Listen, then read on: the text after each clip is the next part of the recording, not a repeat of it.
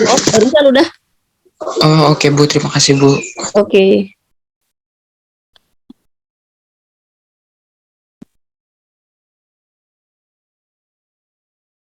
Saya share screen.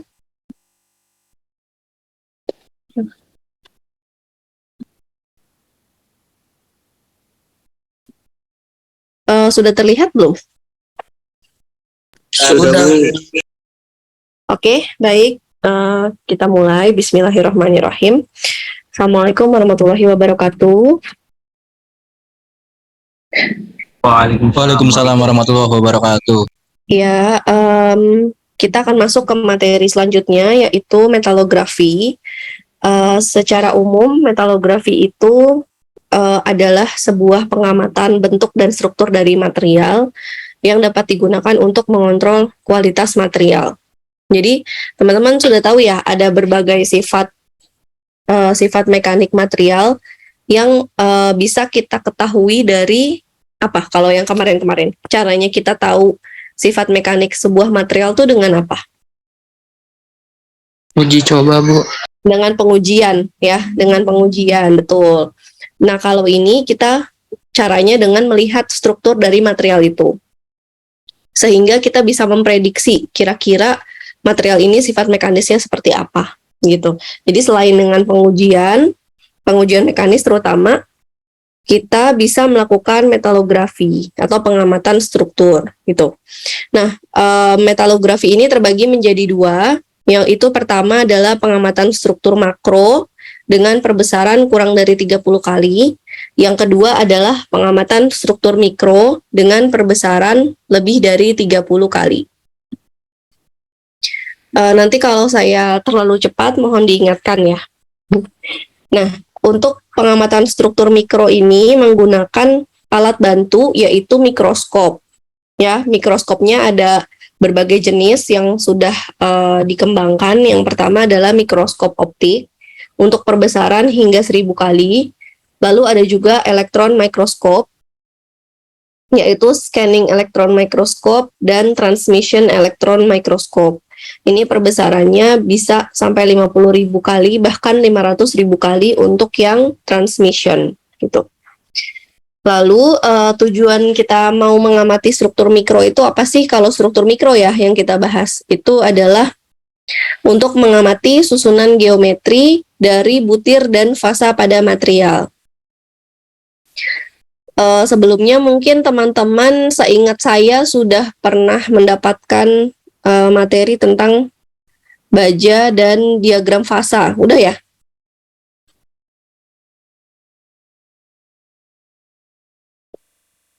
Waktu di pengetahuan bahan teknik sudah dapat belum?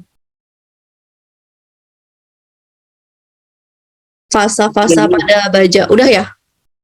Sudah Bu. Ya, oke. Nah, itu kenapa?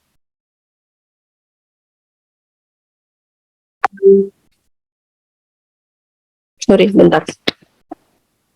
Belum Bu, belum pernah. Yang belum siapa tuh? Afnan ya? Saya Bu, Nathanael Bu. Nathanael itu pengetahuan bahan tekniknya sama saya nggak sih? Bu Fika Rizkia Bu. Bukan Bu. Oh, masa Bu Fika nggak ngajarin fasa? Nggak ada.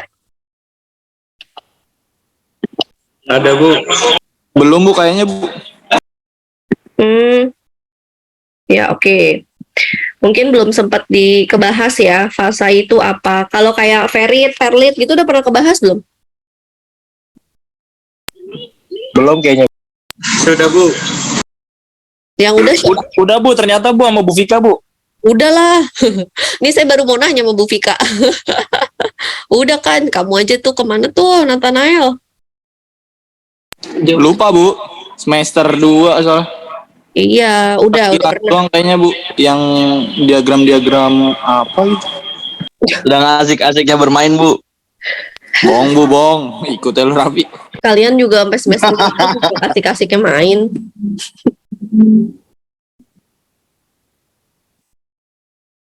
Nah, oke. Kita lanjut ya. Jadi kita mau ngelihat fasanya nih pada material itu. Ya, kenapa kita ngeliat fasa? Karena kalau kita lihat fasa, itu tuh berhubungan dengan sifat mekaniknya. Kan tadi tujuan kita pengen tahu sifat mekaniknya nih. Nah, dengan ngelihat mikrostruktur, kita bisa lihat fasanya gitu. Yang kelihatan adalah fasa-fasa. Yang bisa kita identifikasi adalah butir dan fasa gitu. Nah, untuk pengamatan struktur mikro secara garis besar lagi terdiri dari dua. Yang pertama kita harus preparasi sampel dulu, lalu baru pengamatan. Jadi ini tahapannya. Jadi tahap yang pertama menyiapkan sampel, tahapan yang kedua adalah mengamati dengan mikroskop.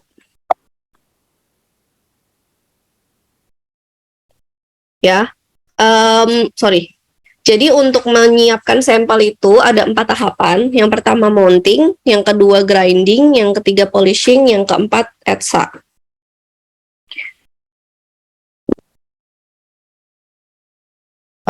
Sorry, sebelum buka ini saya mau bukain modul dulu ya. Saya punya modul sebentar.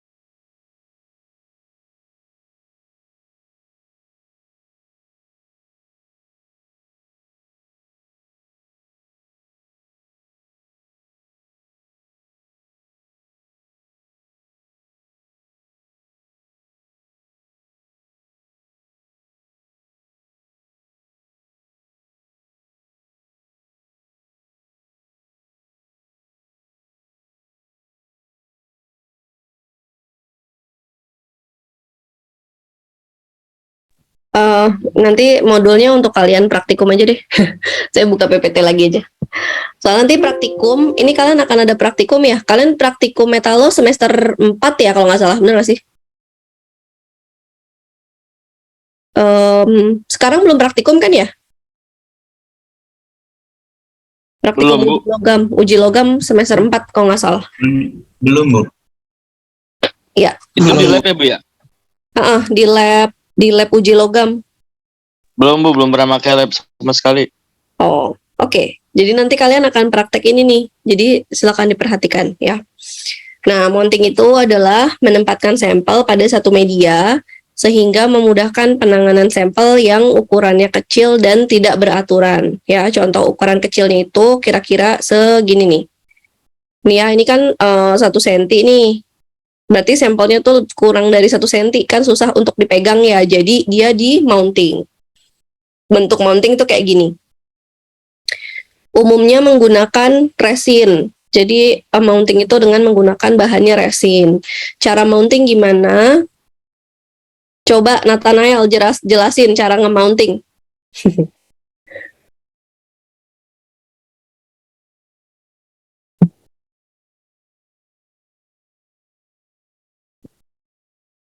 Nathanael, halo. Halo? Udah ditinggal kali ya ini device-nya. Iya, Bu, hadir, Bu. Ya, gimana cara nge-mounting?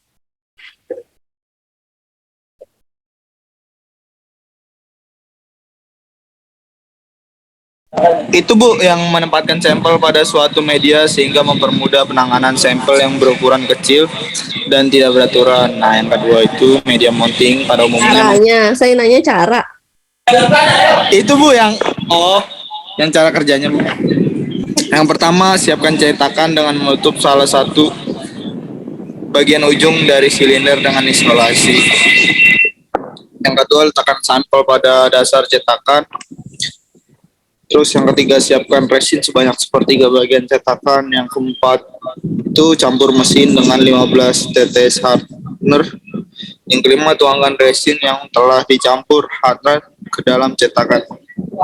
Yang keenam, biarkan selama 25-30 menit hingga resin mengeras. Dan yang terakhir, keluarkan mounting dari cetakan. Jadi, Bu. Kayak bikinnya kayak bikin apa, Nathanael? Bikin Kayak bikin apa menurut kamu? kayak bikin agar sih, Bu, yang di dalamnya. Ya, Oke, biar kamu ingat aja saya nanya kayak gitu. Kayak bikin agar ya. Iya, Bu. Oke.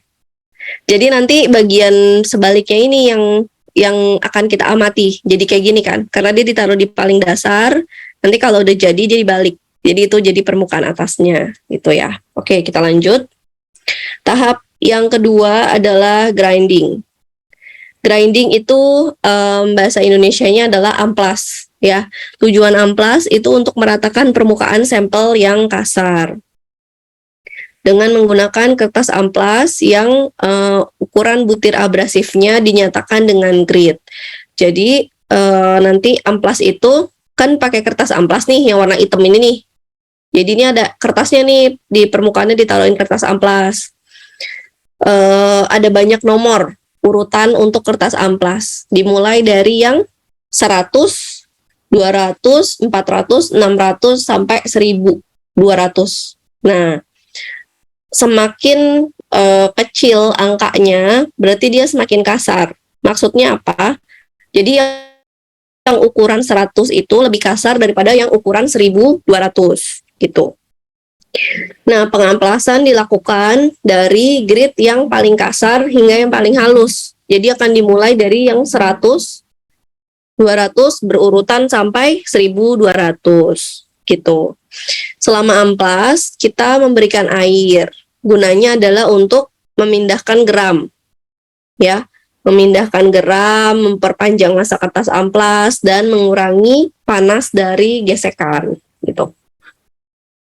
Tahap selanjutnya adalah polishing. Ya, polishing itu adalah poles. Jadi gini, jika permukaan sampel kasar, maka pengamatan akan sulit dilakukan. Pertanyaannya tadi kan di amplas udah diratain nih permukaannya. Menurut teman-teman kenapa perlu dipoles lagi ya? Biar kinclong. Biar halus, Bu. Iya, betul. Jadi kalau yang sebelumnya itu walaupun sudah di grade 1200 itu hasilnya kan kalau kita lihat struktur mikronya itu tetap ada goresan walaupun kecil banget, tapi masih ada goresan. Nah, kalau ada gores itu sebenarnya masih kayak gini nih, masih ada lubang-lubangnya. Nah, sehingga ketika cahaya diberikan ke permukaan sampel, dia nggak akan memantulkan secara sempurna lagi ke mikroskop, ke mata kita. Sehingga setelah diamplas perlu dipoles gitu ya. Nah, penggunaan kain dan cairan poles dibutuhkan pada proses ini. Kain poles tuh sebenarnya bisa berupa kain apa aja yang bisa menampung si cairan poles. Cairan poles yang digunakan adalah alumina gitu. Kalau di aplikasi sehari-hari mungkin bisa digantikan dengan odol. Kadang suka ada tuh yang moles ya kan dengan odol gitu. Tapi untuk scientific itu menggunakan cairan poles yaitu zat alumina gitu. Oke, tahap selanjutnya adalah etsa. Nah, teman-teman pernah dengar kan ya proses korosi atau fenomena korosi yang terjadi pada material. Nah, pada etsa ini kita mendesain terjadinya korosi pada material. Ya, jadi proses penyerangan atau pengikisan batar butir, tapi korosinya secara selektif dan terkendali. Maksudnya apa? Selektifnya itu adalah kita hanya mau yang terkorosi itu adalah batas butir dari sebuah material. Ya. Sedangkan terkendalinya itu apa? Terkendalinya karena kita mencelupkan materialnya itu ada waktunya ya. Jadi berapa detik. Jadi kita mengkontrol faktor variabel waktu gitu. Jadi sehingga bisa kita bilang itu terkendali gitu ya. Lalu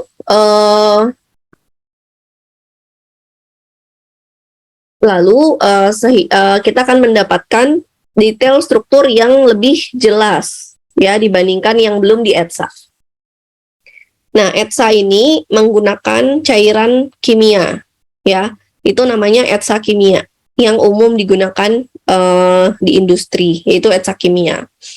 Ya, ini perbedaannya. Jadi tiap material itu punya zat ETSA spesifik. Contoh, untuk baja karbon dia bisa pakai nital atau nitric acid. Untuk baja karbon juga itu bisa juga pakai pikral. Kalau untuk aluminium apa? Beda-beda kan? Amando, kalau aluminium kita pakai zat ETSA-nya apa?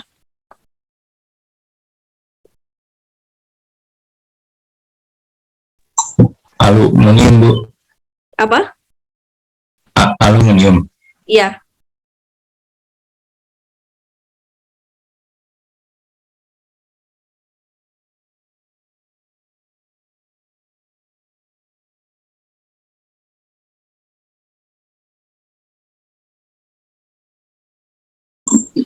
Halo, Bu. Maaf.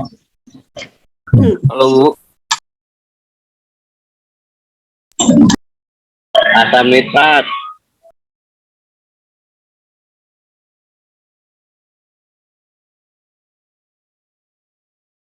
Itu tadi yang jawab siapa?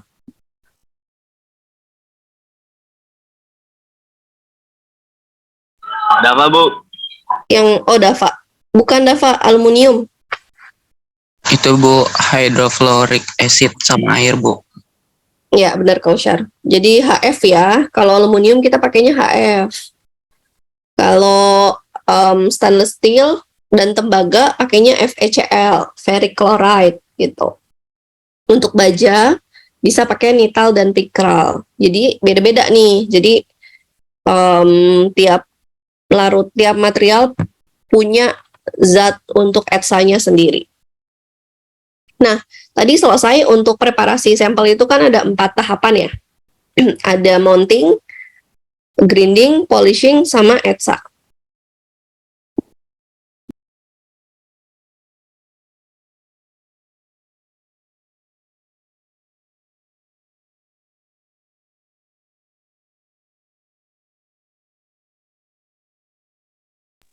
Halo Bu.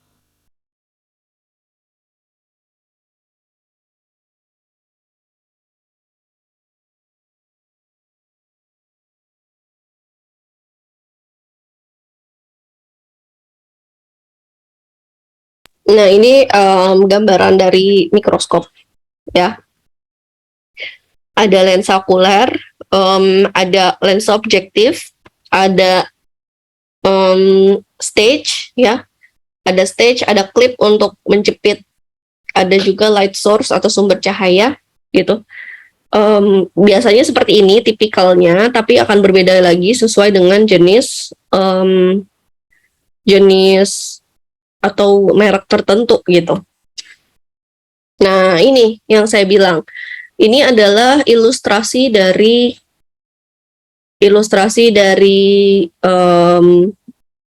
mikrostruktur ya. Ini ilustrasi nih, bukan beneran. Ya, ini jadi masa digambar ulang gitu. Bukan yang real ketika kita lihat hasilnya seperti ini, enggak. Tapi kurang lebih seperti ini gambarannya. Ini tadi ada yang bilang diagram apa tuh gitu kan. Ini adalah diagram fasa FeV3C. Saya ulang kembali, mungkin yang sudah pernah mendapatkan.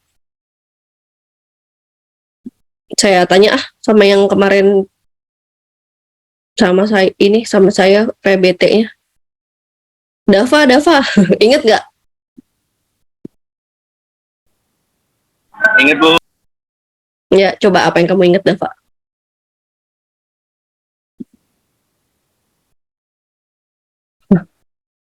Apa yang kamu ingat, Dava, dari sini?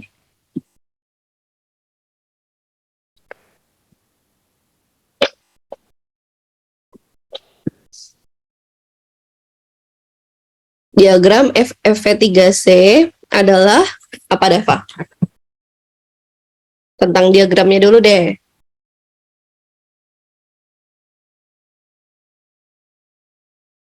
Bentar Bu, jaringannya putus-putus Bu. Iya, oke, saya tungguin. Yang lain yang mau jawab silakan.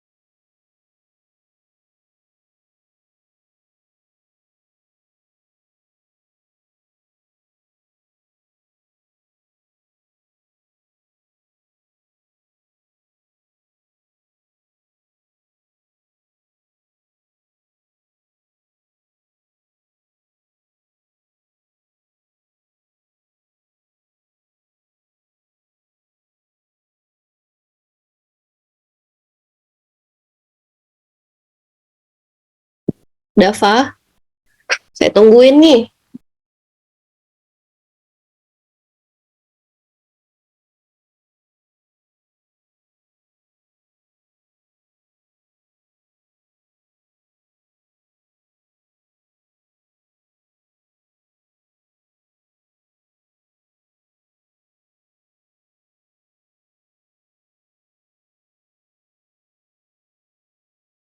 Grafiknya lupa Bu. Yang inget apa? Yang inget yang bagian mananya? Nggak apa-apa.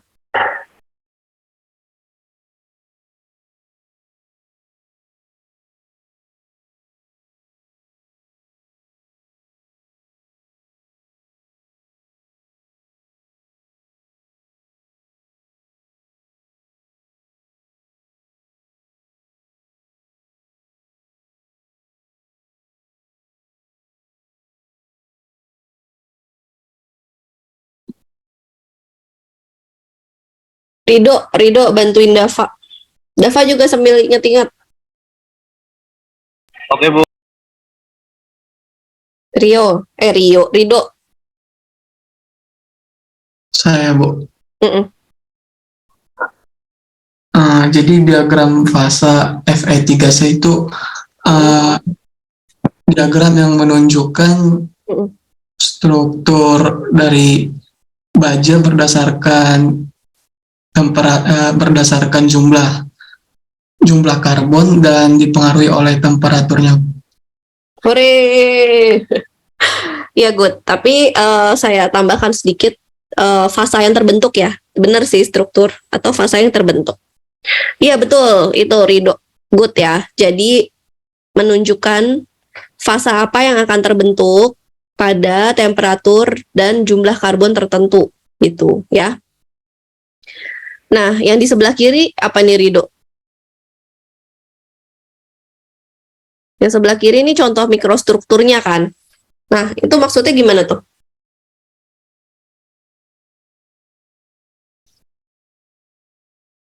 Ini transformasinya ya, Rido ya. Coba Iya. ingat nggak? Jadi ini pas lagi melt, ya, pas lagi melt nggak begitu jelas terbentuk fasanya.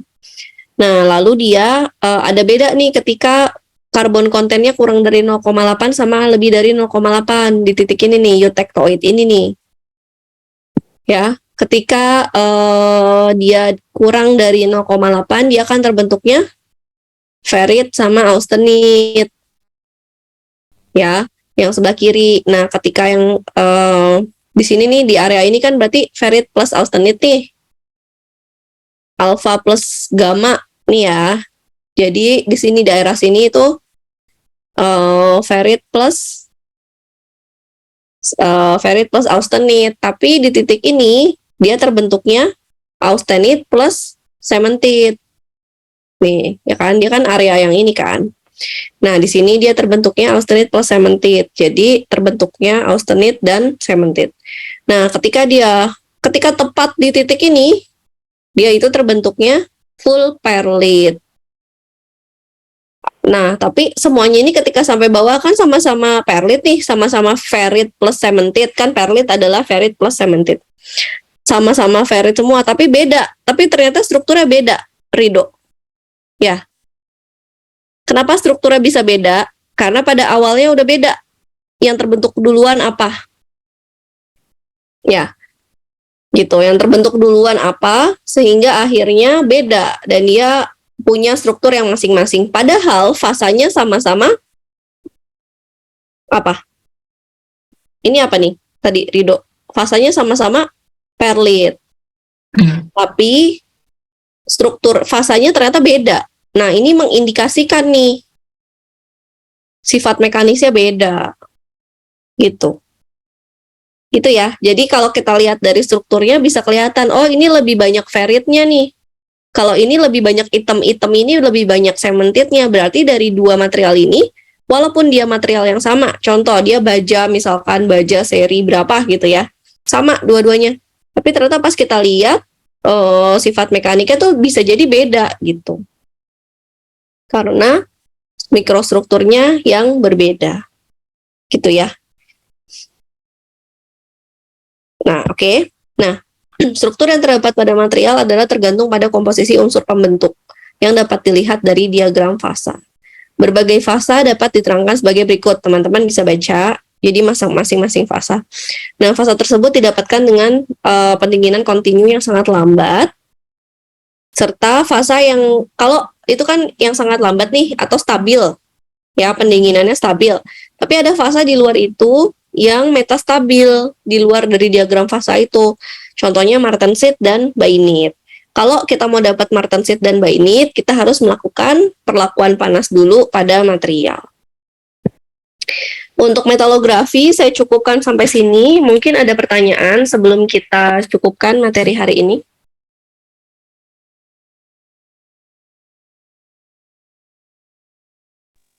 Bu mau nanya Bu, sedikit takut salah pemahaman. Boleh.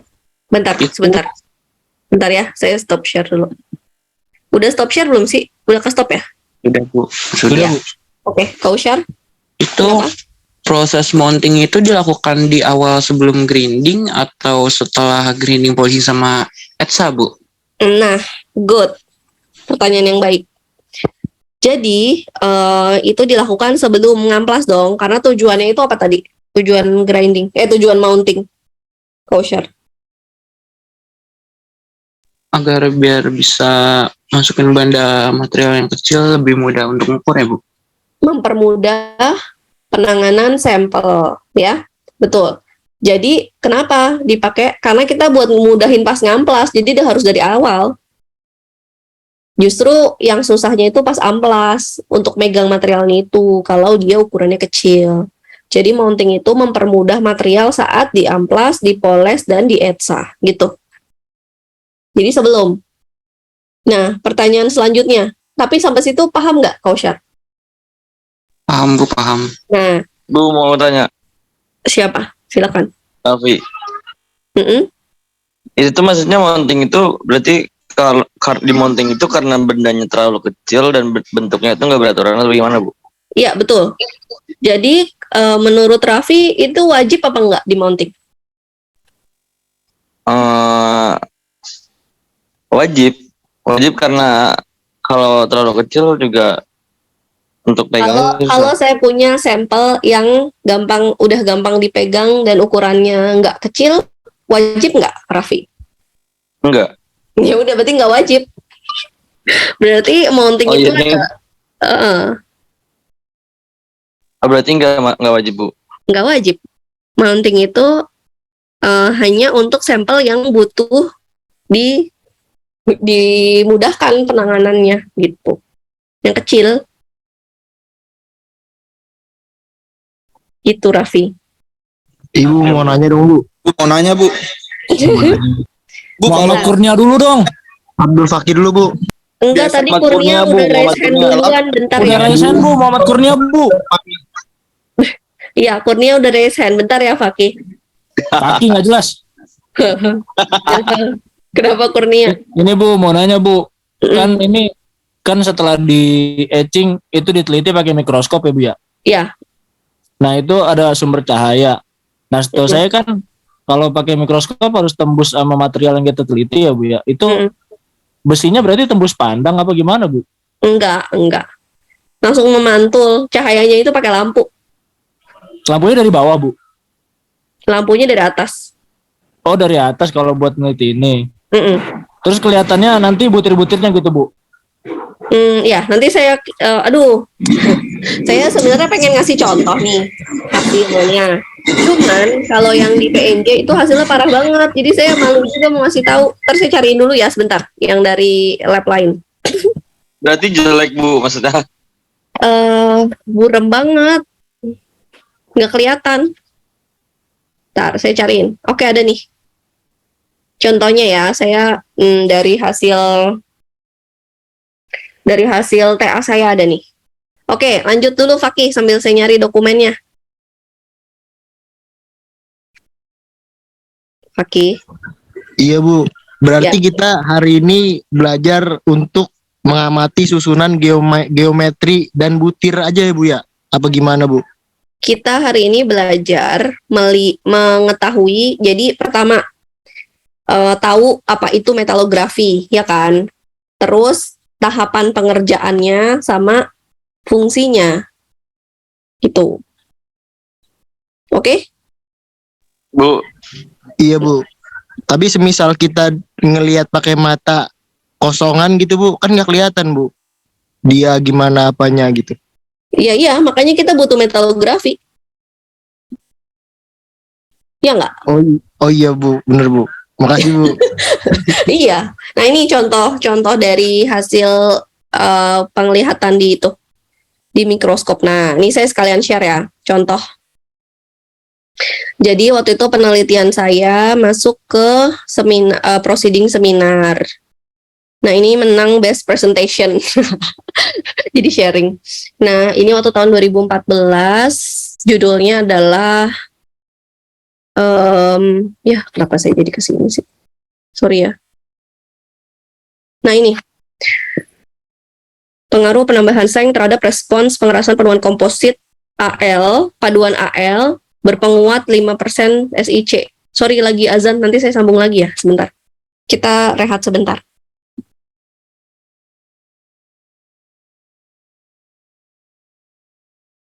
Satu hasil casting itu punya sifat mekanis yang baik gitu ya.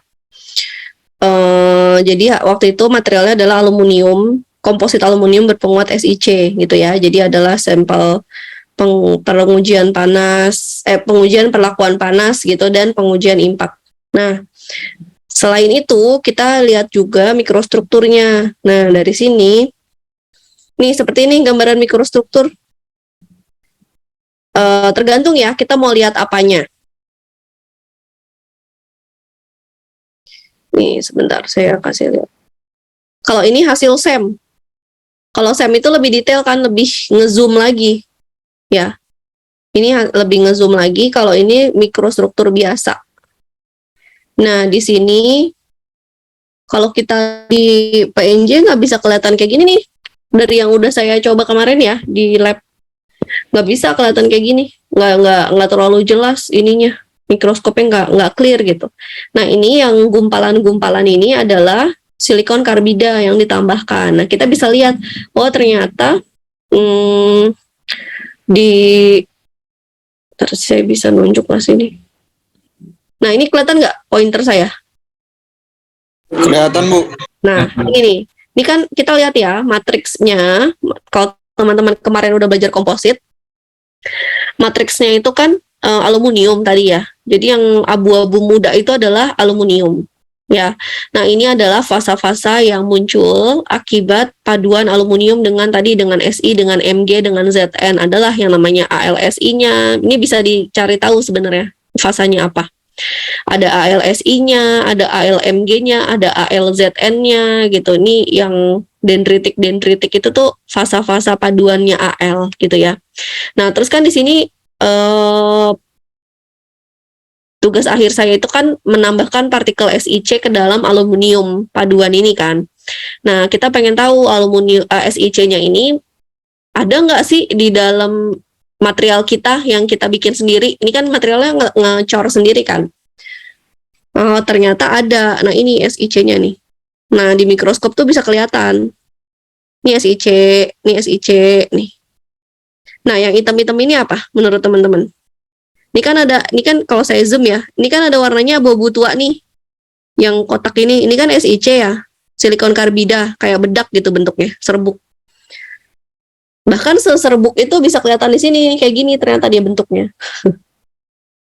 Gitu ya, di mikroskop tuh sangatlah ngezoom, sangat detail. Nah, kalau yang hitam ini menurut teman-teman apa nih? Karbon, Bu. Enggak, di aluminium enggak ada karbon. Korosinya, Bu. Bukan. Lagi, ayo apa? Biar teman-teman ada gambaran. Magnesium, Bu. Bukan. Ini adalah crack. Bukan crack ya? Apa ya? Void. Atau pokoknya ini kosong nih. Cacat ya, Bu. Antara aluminium sama SiC. Nah, problemnya saya sedikit share hasil penelitian adalah cukup sulit untuk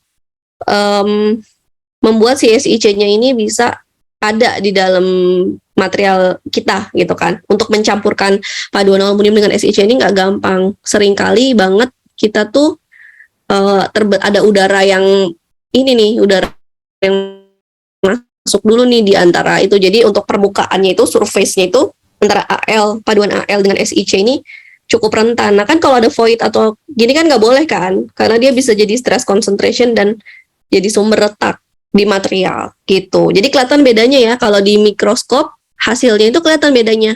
Oh ini material SiC, oh ini matriksnya, ini penguatnya gitu kan. Kita bisa lihat nih, oh ini matriksnya aluminium. Nanti kalau ditembak lagi pakai SM, pakai yang tadi saya bilang lebih canggih itu bisa kelihatan ini fasanya apa. Ada yang fasanya AlSiMg, ada yang fasanya AlMgZn dan lain-lain gitu ya. Tapi kita secara garis besar bisa juga lihat, oh ini ada void-nya nih, ada crack-nya nih gitu. Nih di sini ya. Nih kalau ini kan apa nih? Teman-teman bisa lihat nggak ini apa? Ini apa nih? Silikon, Bu. Iya, SiC-nya ya, silikon karbidanya. Kalau yang hitam-hitam ini void-nya kan? Crack-nya, Bu. Ada udara di dalamnya, udara terperangkap gitu, crack-nya. Ya seperti itu contoh hasil mikrostruktur ya. Tadi yang siapa sih? Muhammad Kurnia, Bu. Oh, Kurnia, ya. Gitu, ada lagi mungkin yang mau tanya? Bu, mau tanya Bu. Ya, Yusuf. Ya, jadi ini ya Bu, metalografi itu alat ukur gitu ya, metode ukur gitu untuk material gitu ya Bu. Iya, betul. Nah, itu setelah kita tahu dulu materialnya itu, misalnya material kayak tadi ya Bu gambarannya, itu baru diproses sama sampel yang tadi 4 itu, atau gimana ya Bu? Untuk kayak dihalusin gitu. Oh gini, jadi pertanyaan kamu, apakah identifikasi material itu penting untuk melakukan metalografi? Benar nggak? Nah iya Bu, dari sampel yang tadi itu tuh Bu. Maksudnya dari sampel yang tadi gimana? Misalkan kita tadi tuh ngamatin ya Bu, pakai mikroskop optik gitu. Nah kita kan udah tahu nih material, karakteristik kualitas suatu material gitu. Nah itu misal materialnya itu harus udah dapet nih sampelnya nih Bu.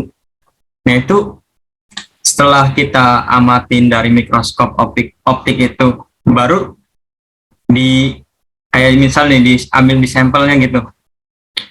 Nah itu misal tadi permukaannya kasar. Nah itu di grinding gitu Bu, diambil sampelnya gitu. Jadi kayak setelah diamati baru diambil sampelnya, baru diproses yang sampel preparasi tadi Bu.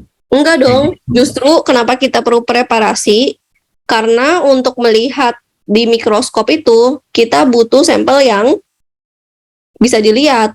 Nah, salah satu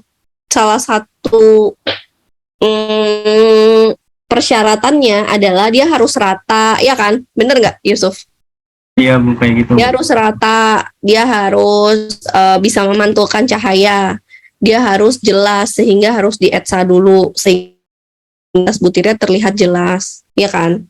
Berarti untuk melakukan pengamatan mikroskop, ya, dengan mikroskop kita perlu melakukan preparasi dulu yang 4 tadi, gitu. Oh iya Bu. Mm-mm. Ya, Iya, Bu. oke. Makasih, Bu. Makasih. Tadi yang nanya, bentar, ada yang belum disebut nggak ya? Yusuf, Kurnia, Fakih, Raffi. Ada lagi nggak yang tadi nanya? Belum saya sebutkan. Oh, saya Bu tadi nanya Bu. Kausyar ya? Muhammad Kausyar. Iya Bu, maaf. Oke. Nah, ada lagi nggak yang mau tanya? Bu, ini nanya dapat poin nggak Bu? Rahasia. Bu, saya menanya Bu. Mm-mm. Jadi Udah, yang Bu, tutup, Bu. terapan buat yang dites itu aluminium dong Bu bisanya Bu. Enggak. Tadi kan yang di ETSA aja ada banyak. Baja, semua material bisa di mikros. Tadi saya ngasih contohnya itu aluminium. Kalau terapan mounting itu Bu, yang benda materialnya itu apa Bu? Yang buat apa tadi mounting? Mounting tadi buat material yang kayak apa? Material apa sih Nan? Nah, tadi kan kamu yang baca.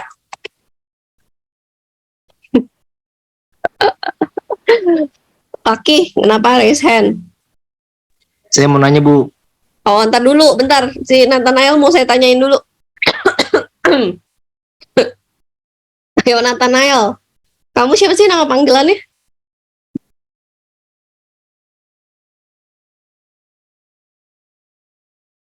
Nathanael, halo. Anto Bu.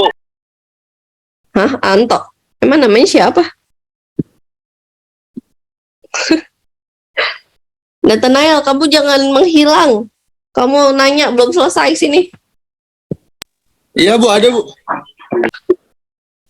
Tadi untuk material yang apa? Mounting. Material yang kecil dan Susah di itu Bu apa? Ukurannya terlalu kecil Bu. dan Tadi Tidak pasang. beraturan. tidak beraturan. Jadi susah untuk Dipegang Bu atau dipasang. untuk di preparasi selanjutnya, dan itu bisa material apa aja. Gitu. Oh berarti yang ukurannya apapun ya Bu, kecil yang penting ya Bu, yang nggak bisa di. Mm-mm. Jadi itu untuk memudahkan aja, nggak wajib. Itu tadi kalau yang foto Ibu yang kayak agar apaan Bu itu, yang kotak? Ya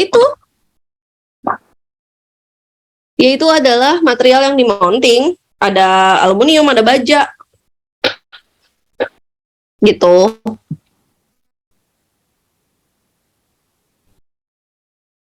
Dah, oke. Udah ya, Nathanael yang lain udah mengantri. Ini kenapa jadi pada racing lagi? Bentar.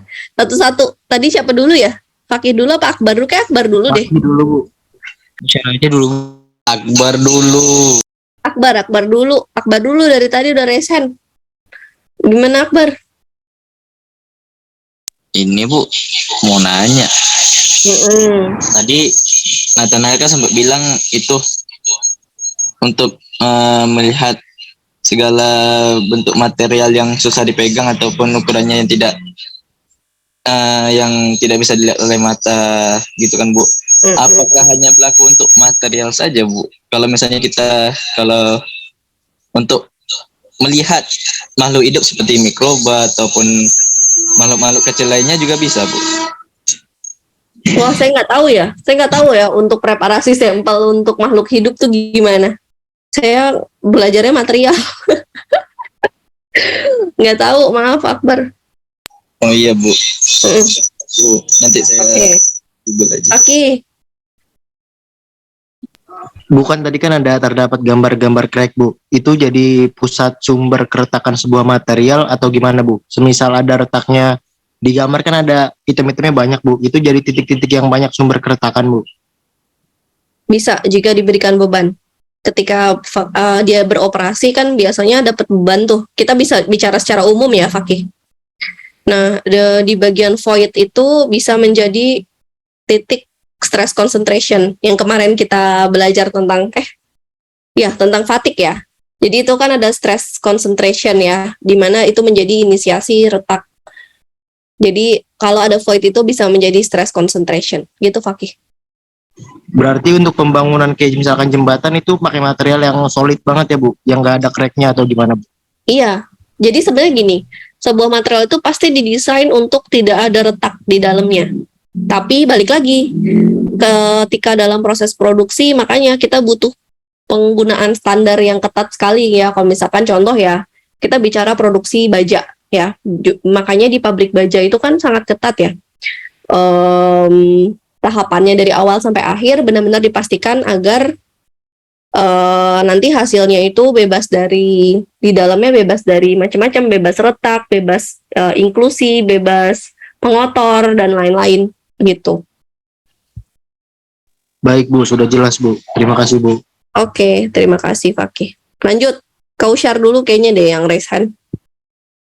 Iya Bu, maaf ya Bu nanya lagi. Jadi kalau kan materialnya kecil nggak bisa pakai pinset aja Bu, yang alat bantunya gitu Bu, atau emang harus mounting juga Bu? Nah, sekarang kamu mau ngamplas tapi pakai pinset, bagaimana ceritanya? Iya, saya juga ya Bu.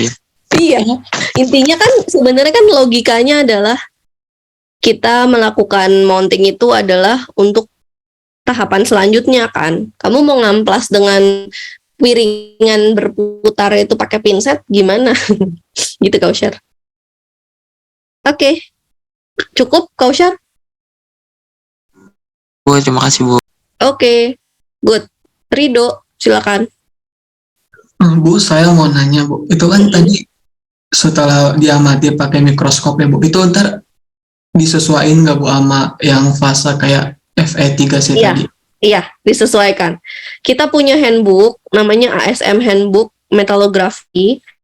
Di situ ada ibaratnya standar ya, bahwa material ini, contohnya material nomor dengan satu kode tertentu ya maksudnya kode tertentu itu apa?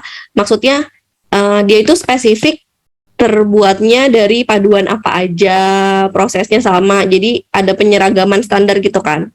Nah, tiap material itu ada standarnya bahwa mikrostrukturnya kurang lebih seperti ini.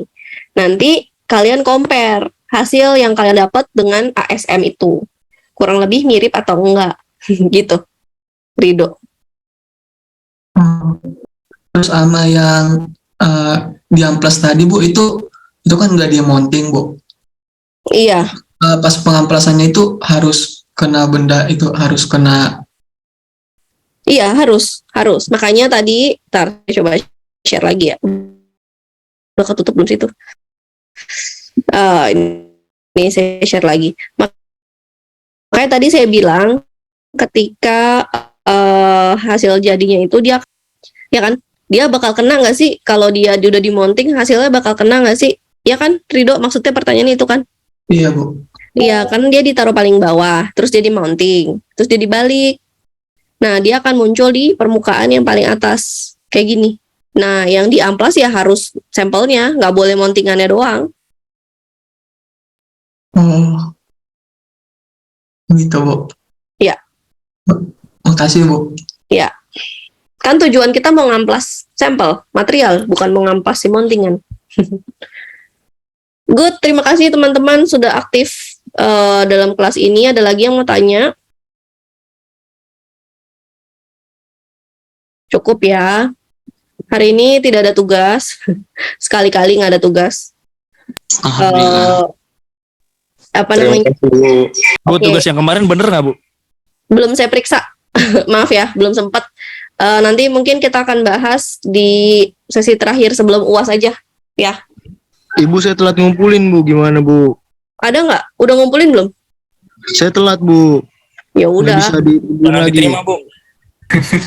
Saya tulisannya jelek Bu. Cepat dulu. Nanti nilai saya bagaimana Bu? Ya udah nanti saya rekap dulu lah siapa yang belum ngumpulin. Kayaknya bukan kamu doang paling yang belum ngumpulin. Saya lagi tuh udah nemu Bu, cuma jawabannya ngaco banget. Ya udah saya kagak kumpulin. Iya Bu, saya juga Bu. Alibi. Itu kan pada ngaku. Alibi banyak. Beneran Bu, Pasti saya alibi. udah ngitung Bu. Ntar saya tunjukin dah buktinya dah Bu. Kan baru pada ngaku. Datang, Bu. Ya udah nanti aja nggak apa-apa. Nanti kita itu pas mau UAS ya. Oke. Udah cukup. Ada lagi nggak yang mau tanya? Cukup Bu, terima kasih Bu. Tolong dibantu Oke. Bu. Jangan dibantu Bu Fakri, Bu. Ntar kayaknya ada yang WA deh. Bu saya mau ngumpulin udah telat bla bla bla bla. Saya udah paling males Nah itu saya Bu. Ya kan? Oh ya udah. Oke. Tapi nggak apa-apa sih, masih ada inisiatif untuk mengumpulkan daripada saya ngejar-ngejar juga. Widih, saya keren juga ya Bu. Enggak sih, tetap harusnya tepat waktu. Ya, oke. Baik, saya tutup untuk materi hari ini. Sebelum kita sudahi, mari kita berdoa dulu untuk apa yang sudah dipelajari hari ini. Semoga bermanfaat untuk kita semua dan selalu diberikan kesehatan. Untuk Ayu, semoga segera pulih kembali. Kita doakan, berdoa dipersilahkan.